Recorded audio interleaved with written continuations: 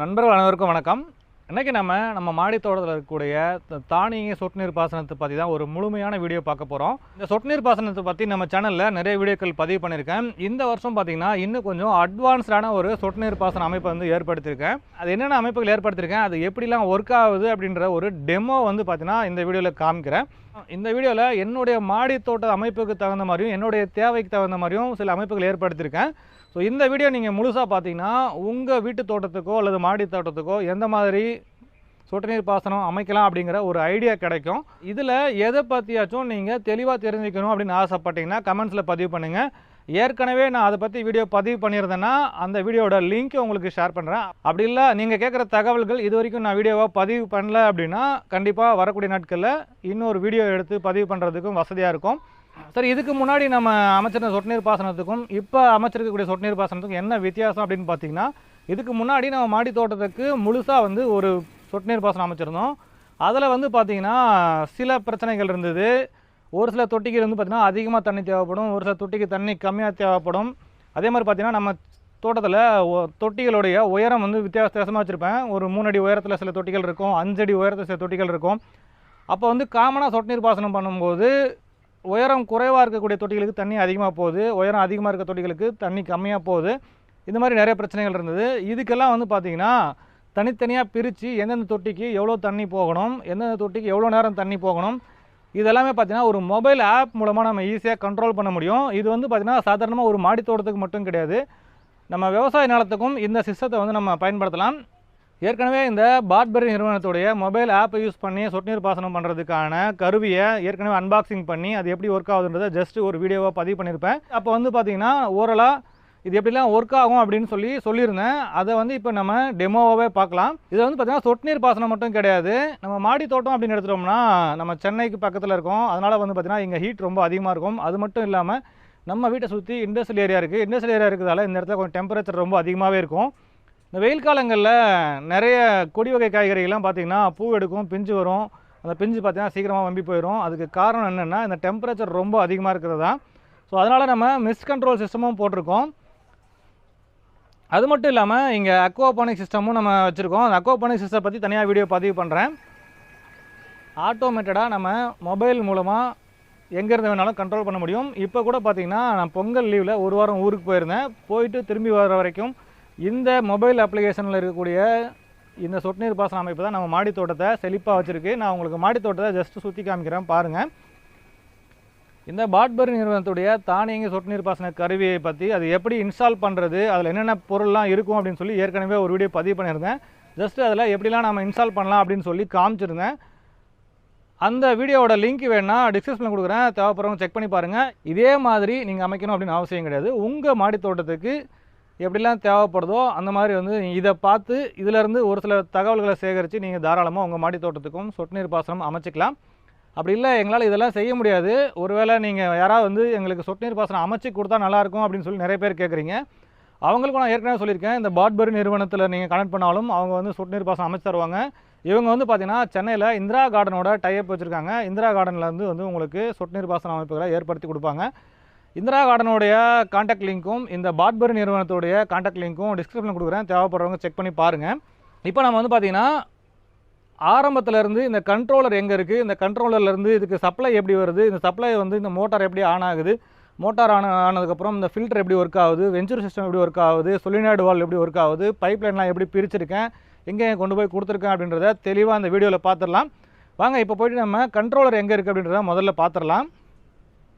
வெளியில் இந்த control unit வச்சா மழையில் நனைஞ்சு வீணாக போயிடும் அப்படின்றதுக்காக இந்த ஸ்டெப்புக்கு உள்ளார கொண்டு போய் வச்சுருக்கோம். உங்களுக்கு பார்த்தீங்கன்னா தெரியும் பாருங்கள். இந்த இடத்துல வந்து பார்த்திங்கன்னா நிறைய கண்ட்ரோல் பேனல்ஸ் இருக்குது. இது வந்து பார்த்திங்கன்னா நம்ம மாடி தோட்ட சொட்டு நீர் பாசனம் மட்டும் கிடையாது, அது மட்டும் இல்லாமல் நம்ம அக்வாபானிக் சிஸ்டம் இருக்குது, ப்ளஸ் சோலார் சிஸ்டம் இருக்குது. இது எல்லாத்துக்கும் தேவையான நிறைய கண்ட்ரோல் பேனல் மற்றும் இந்த ஆக்சிஜன் மோட்டார்லாம் இங்கே இருக்குது. இப்போ நம்ம மாடி தோட்டத்துக்கு மொபைல் ஆப் மூலமாக தண்ணி சப்ளை பண்ணக்கூடிய கண்ட்ரோல் யூனிட் வந்து பார்த்திங்கன்னா இங்கே இருக்குது. ஜஸ்ட்டு பார்க்குறதுக்கு ரொம்ப சின்னதாக தான் இருக்கும். இங்கே இருக்கக்கூடிய கண்ட்ரோல் யூனிட்லேருந்து நமக்கு ஒரு பெரிய ஒயர் வழியாக வெறும் டிசி பவர் தான் சப்ளை வெளியே போகுது. இப்போ இங்கேருந்து பார்த்திங்கன்னா ஒரு ஒயர் வழியாக சப்ளை வந்து இங்கே வருது. இதில் வந்து பார்த்திங்கன்னா எல்லாமே டிசி பவர் சப்ளை தான், நம்ம கை வச்சாலும் ஒன்றுமே ஆகாது. எல்லாமே பார்த்திங்கன்னா 12 வோல்ட் பவர் சப்ளையில் தான் இருக்குது. முடிஞ்ச வரைக்கும் நம்ம மாடி தோட்டத்தில் ஏசி சப்ளைக்கு பதிலாக டிசி யூஸ் பண்ணுறதுக்கு என்ன காரணம்னா ஷாக் அடிக்க வாய்ப்பு இருக்குது. அதனால தான் பார்த்தீங்கன்னா முடிஞ்ச வரைக்கும் மாடி தோட்டத்தில் மேக்ஸிமம் டிசி பவர் யூஸ் பண்ணியிருக்கேன். ஒரே ஒரு மோட்டர் மட்டும் தான் ஏசியில் யூஸ் பண்ணியிருக்கேன். அதுவும் பார்த்தீங்கன்னா இன்ஸ்டாலேஷன் பண்ணி பக்காவாக மூடி வச்சுருக்கேன். இப்போ முதல்ல வந்து பார்த்தீங்கன்னா அந்த கண்ட்ரோல் யூனிட்லேருந்து இந்த மோட்டார் ஆன் பண்ணோம். இந்த மோட்டார் வந்து பார்த்தீங்கன்னா ஒரு 1/2 HP மோட்டார். இப்போ நம்ம மாடி தோட்டத்தில் நான் வந்து பார்த்தீங்கன்னா 1/2 HP தான் யூஸ் பண்ணிகிட்டு இருக்கேன். ஏன்னா நம்ம வந்து மொத்தமாக செடிகளுக்கும் ஒரே நேரத்தில் நீர்ப்பாசனம் பண்ணுறது கிடையாது, பிரித்து பண்ணுறோம். அப்படின்றதால 1/2 HP போதுமானது. ஒருவேளை நீங்கள் நிறைய செடிகள் வச்சுருக்கீங்க அப்படின்னா 1 HP வச்சுக்கலாம். அடுத்தா பார்த்தீங்கன்னா இந்த மோட்டார்லேயே இங்கே வந்து ஒரு கட் ஆஃப் சுவிட்ச் கொடுத்துருக்கோம். இது எதுக்காக அப்படின்னு பார்த்தீங்கன்னா நமக்கு வால்வ் எல்லாமே எங்கேயாவது க்ளோஸ் ஆகிடுச்சுன்னா ஆட்டோமேட்டிக்காக இந்த மோட்டர் வந்து கட் ஆஃப் ஆயிரும். நம்ம எங்கே வால்வ் திறக்கிறோமோ அது அப்போ தான் வந்து பார்த்தீங்கன்னா இந்த மோட்டார் ஆன் பண்ணோம். ஏன்னா இப்போ வந்து பார்த்தீங்கன்னா மோட்டார் ஆன்லேயே இருந்தாலும் இந்த சொலினாய்டு வால்வ்லாம் க்ளோஸில் இருந்ததுன்னா மோட்டார் ஆட்டோமேட்டிக்காக ஆஃப் ஆயிரும். எப்போல்லாம் அந்த சொலினாய்டு வால்வ் ஆன் ஆகுதோ அப்போ ஆட்டோமேட்டிக்காக மோட்டார் ஆன் ஆயிரும். அதுக்கான ஒரு சிஸ்டம் தான் இது. இதை பற்றி நான் ஏற்கனவே வீடியோ பதிவு பண்ணியிருக்கேன். அதுக்கு மேலே வந்து பார்த்தீங்கன்னா இந்த இடத்துல ஒரு ஃப்ளோ கண்ட்ரோலர் இருக்குது. இந்த ஃப்ளோ கண்ட்ரோலர் எதுக்கு அப்படின்னு பார்த்தீங்கன்னா நம்ம சொட்டு நீர் பாசனம் பண்ணும்போது ஒருவேளை ஒரு 50 செடிக்கு நீர்ப்பாசனம் பண்ணிகிட்டு இருக்கோம். சில சமயம் நம்ம வந்து பார்த்திங்கன்னா செடிகள் அறுவடைலாம் முடிஞ்சு தொட்டியை வந்து காலி பண்ணிடுவோம். அப்போ வந்து பார்த்திங்கன்னா ஒரு 30 செடி தான் தண்ணி போகும். எப்பவும் போல் இந்த 1/2 HP மோட்டர்லேருந்து நமக்கு இந்த சொட்டு நீர் பாசனத்துக்கு அனுப்பணும் அப்படின்னா அந்த 50 செடி போயிட்டு இருக்கும்போது ப்ரெஷர் நார்மலாக போகும். அதே நம்ம 30 செடியாக குறைக்கும் போது ப்ரெஷர் அதிகமாகி சொட்டு நீர் ஓஸ்லாம் பிச்சுக்கும். அதனால தான் வந்து பார்த்திங்கன்னா இந்த ஃப்ளோ கண்ட்ரோலர் போட்டிருக்கோம். இது என்ன பண்ணோம்னா நீங்கள் 50 தொட்டி இருக்கும்போதும் அதே ப்ரெஷர் தான் கொடுக்கும். அதை 30 தொட்டி ஆனாலும் அதே ப்ரெஷர் தான் வெளி கொடுக்கும். இந்த மோட்டார், இந்த ப்ரெஷர் சுவிட்ச், இந்த கண்ட்ரோலர் 3 பற்றியும் பார்த்தீங்கன்னா தனியாக ஒரு வீடியோ கொடுத்துருக்கேன். தேவைப்பட்டால் அந்த லிங்க் கொடுக்குறேன், செக் பண்ணி பாருங்கள். இப்போ இந்த மோட்டார்லேருந்து மேலே பைப்லைன் வந்துட்டு இங்கே வருது பாருங்கள். இங்கே வந்துட்டு இது வந்து பார்த்திங்கன்னா நம்ம மேனுவலாக தண்ணி விடுறதுக்கான ஒரு வால்வு. நம்ம ஒருவேளை நம்ம மாடி தோட்டத்தில் என்ன சொட்டு நீர் பாசனம் இருந்தாலும் சில சமயம் நமக்கு செடிகளுக்கு நம்மளே தண்ணி விடணும் அப்படின்னு ஆசை இருக்கும். அந்த மாதிரி நேரங்களில் நம்ம இந்த வால்வில் திறந்து இந்த பைப்லைன் வழியாக நம்ம செடிகள் தண்ணி விடலாம். அதில் வந்து பார்த்தீங்கன்னா இங்கே ஒரு வால்வ் வச்சுருக்கேன். இந்த வால்வ் எதுக்கு அப்படின்னு பார்த்தீங்கன்னா இங்கே ஒரு வெஞ்சூரி சிஸ்டம் வச்சுருக்கேன். ஒருவேளை நம்ம செடிகள் தண்ணி விடும்போது நம்ம ஏதாச்சும் திரவ உரங்கள் கொடுக்கணுன்னா இந்த மாதிரி பக்கெட்டில் திரவ உரங்கள் வச்சுட்டு இந்த வால்வை க்ளோஸ் பண்ணிட்டோம்னா ஆட்டோமேட்டிக்காக இந்த திரவ உரத்தை 10:1 அப்படிங்கிற விதத்தில் இந்த வெஞ்சூரி சக் பண்ணி செடிகளுக்கு கொடுத்துரும். ஸோ இங்கே வந்து பார்த்தீங்கன்னா ஒரு அவுட்புட் கொடுத்துருக்கேன். தேவைப்பட்டால் இங்கேருந்து நம்ம ஓஸ் கனெக்ஷன் எடுத்துக்கலாம். இதே மாதிரி நம்ம மாடி தோட்டத்தில் நிறைய இடத்துல சப்ளை கொடுத்துருக்கு பாருங்கள். இங்கே ஒரு ஓஸ் இருக்குது பாருங்கள், அந்த வால்வு திறந்தாலும் வரும். இது எல்லாமே பார்த்தீங்கன்னா நம்ம எங்கேருந்து வால்வு திறந்தாலும் இந்த மோட்டர் ஆன் ஆகும். அதுக்காக பார்த்தீங்கன்னா நிறைய இடத்துல வந்து ட்ராப் பாயிண்ட் வச்சுருக்கேன். நம்ம எங்கே தண்ணி வேணுமோ அந்த இடத்துல இந்த ஓஸ் எடுத்து கனெக்ட் பண்ணிவிட்டு நம்ம ட்ராப் பாயிண்ட் ஓப்பன் பண்ணோம்னா செடிகளுக்கு நீர்ப்பாசனம் பண்ண முடியும். ஏன்னா இப்போது மாடித்தோட்டம் லென்த்தியாக வச்சுருக்கவங்கலாம் பார்த்திங்கன்னா இந்த மாதிரி தொட்டிகளுக்கு மத்தியில் ஓஸ் எடுத்துகிட்டு போகும்போது சில இடங்களில் வந்து ஓஸ் மாட்டும். ஸோ இந்த மாதிரி நம்ம நிறைய ட்ராப் பாயிண்ட் இருந்ததுன்னா நம்ம ஓஸ் வந்து எங்கேயுமே மாட்டாது. நம்ம வேணுங்கிற இடத்துல திறந்து அந்த இடத்துக்கு மட்டும் நீர்ப்பாசனம் பண்ணிக்கலாம். அடுத்தது இதில் ஒரு டீ ஜாயிண்ட் கொடுத்து மேலே எடுத்துகிட்டு போயிருக்கேன். மேலே எடுத்துகிட்டு போய் இங்கே வந்து பார்த்திங்கன்னா ஒரு ஃபில்டர் போட்டிருக்கேன். இந்த ஃபில்டர் எதுக்காக அப்படின்னு பார்த்தீங்கன்னா எப்போவுமே சொட்டு நீர் பாசனம் பண்ணிங்கன்னா ஃபில்ட்ரேஷன் பண்ணாமல் நீங்கள் யூஸ் பண்ணக்கூடாது. அப்படி ஃபில்ட்ரேஷன் பண்ணாமல் நம்ம யூஸ் பண்ணோம்னா ஒருவேளை நமக்கு தண்ணியில் வர டஸ்ட் எல்லாமே போயிட்டு ட்ரிப்பில் வந்து அடைச்சிக்கும். அப்போ வந்து தண்ணி ஒழுங்காக சொட்டாது. அதனால தான் வந்து பார்த்திங்கன்னா இது மாதிரி ஃபில்டர் யூஸ் பண்ணுறோம். பொதுவாக இந்த ஃபில்டரை வந்து நம்ம கழட்டி க்ளீன் பண்ணணும். இதை பற்றி நான் ஏற்கனவே வீடியோ போட்டிருப்பேன். ஆனால் இப்போ வந்து பார்த்தீங்கன்னா இந்த ஃபில்டரை கழட்டி க்ளீன் பண்ணுற வேலையை கூட மிச்சம் பண்ணியிருக்கேன். அதுக்கு வந்து பார்த்தீங்கன்னா இந்த இடத்துல ஒரு வால்வ் இருக்கும்.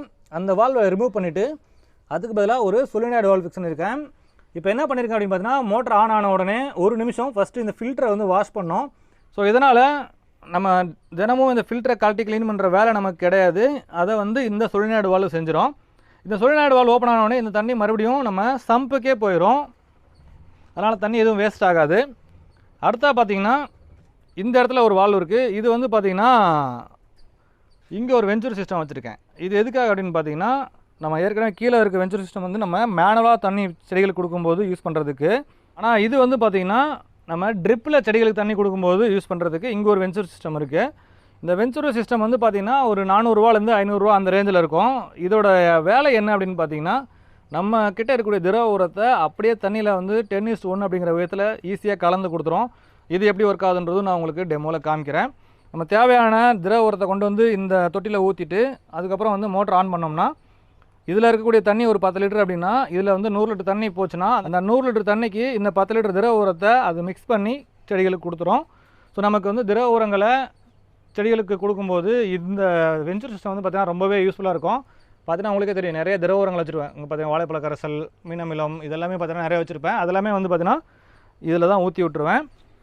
இங்கே வந்து பார்த்திங்கன்னா ஒரு வாட்டர் ஃப்ளோ வால்வ் இருக்குது. இந்த வால்வ் என்ன பண்ணோன்னா, நம்ம இந்த சிஸ்டத்தில் மோட்டர் ஆன் ஆகி ஒரு வேளை தண்ணி இல்லாமல் சும்மா ஓடிட்டுருக்கா அல்லது தண்ணி எவ்வளோ போகுது, ஒரு நாளைக்கு நம்ம எவ்வளோ தண்ணி யூஸ் பண்ணுறோம் அப்படிங்கிறத இதில் தெரிஞ்சுக்கலாம். அதுக்காக தான் பார்த்திங்கன்னா இந்த ஃப்ளோ ரெகுலேட்டர் வச்சுருக்கோம். இது நமக்கு வந்து நம்ம எவ்வளோ தண்ணி செலவு பண்ணுறோம் அப்படின்றத தெரிஞ்சுக்கணும் அப்படின்னா வச்சுக்கலாம். அப்படி இல்லைனா இது தேவையில்லை. அடுத்து பார்த்திங்கன்னா இதுதான் பார்த்திங்கன்னா சொலினாய்டு வால்வு. இதெல்லாம் பார்த்திங்கன்னா ஜோன் வைஸ் பிரிச்சிருக்கேன். 1 2 3 4 ஜோன்ஸ் பிரிச்சிருக்கேன்.